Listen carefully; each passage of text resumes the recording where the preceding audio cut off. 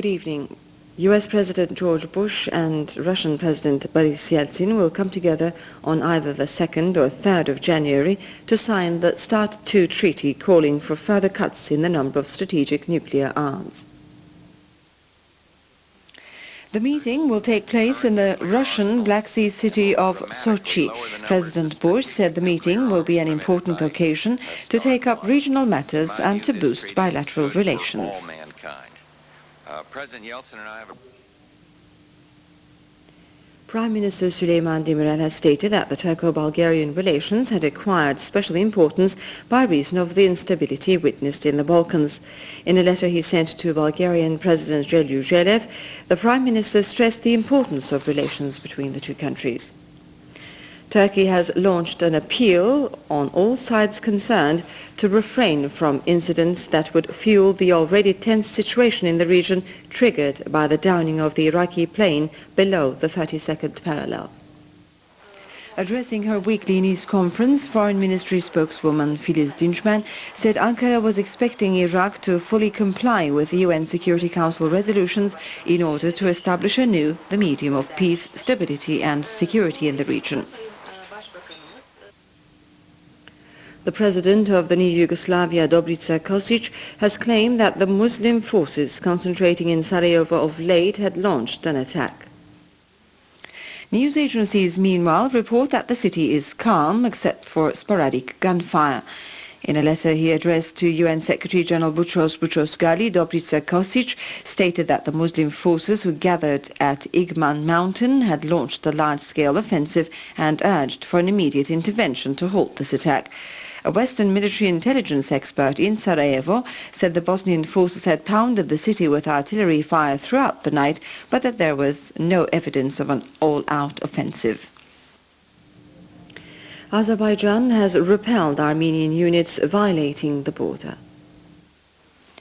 A statement made by the Azerbaijani Defense Ministry noted that heavy casualties had been inflicted on the Armenian units.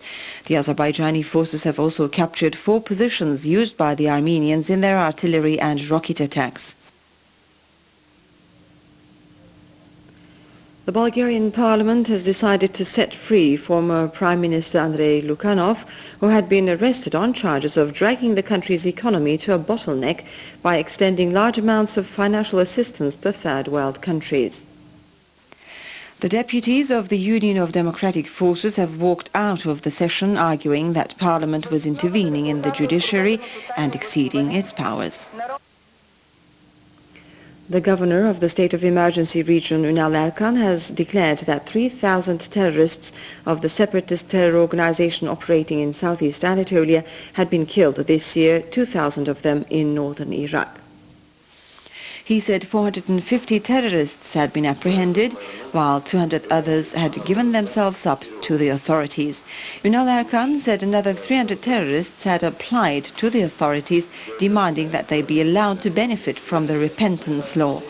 Erkan went on to say that 467 security officers and 113 village guards had lost their lives in the struggle waged against terrorism, that 552 civilians, 62 of them children and 77 women, had died and 575 others had been injured in the attacks carried out by the terrorists. Ünal Erkan said great quantities of arms and ammunition had been seized in operations carried out both in the region and in northern Iraq. Now a look at some of the headlines in tomorrow's Turkish Daily News. In an exclusive interview, Demirel says stability key to Turkey's future. Kolor banned from politics for 8 years. Iraq says it does not fear US carrier.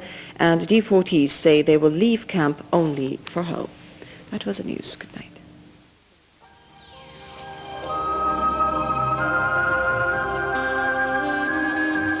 Snowfall is expected tonight and until tomorrow evening in the central and eastern Black Sea and in east and central Anatolian regions, and rainfall along the western Mediterranean and southern Aegean coastal strips. Marmara and the inland regions will be affected by fog during morning hours.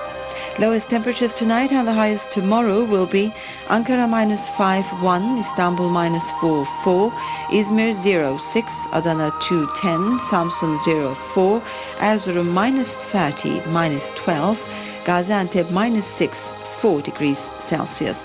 Maximums in the following centres will be London 3, Brussels and Frankfurt 0, Paris 1, Vienna and Belgrade -4, Warsaw -2, Girne 14, Riyadh 12 degrees.